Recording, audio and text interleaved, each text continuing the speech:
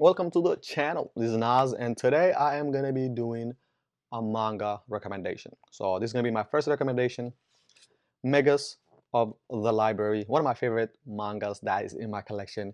And the story follows a boy named Theo. He has pointed long ears and he has aspirations of becoming a Kafka or Kafna, it's called Kafna. And Kafnas are these, librarians or individuals that work in this city called Avzatak, the city that holds all the books in the world. And he aspires to become that. But in his village, in the slums, he is discriminated against. People look down on him. He is poor, and nobody wants, or the village headmaster doesn't want his filthy hands, his grubby hands on the books.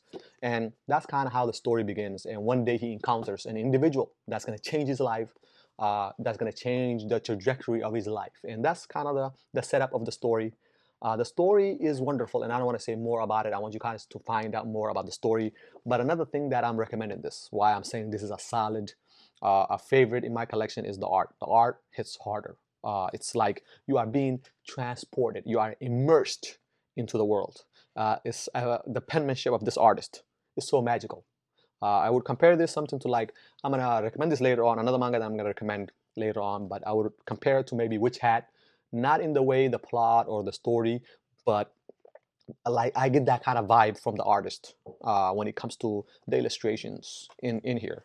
Another aspect is if you're into the biblio fantasy, biblio, kind of like book collecting, having your nose in a book type of deal, then this kind of explores that aspect, mending books and binding and what it means to be a librarian in a sense. So this is going to be my first recommendation, Megas of the Library.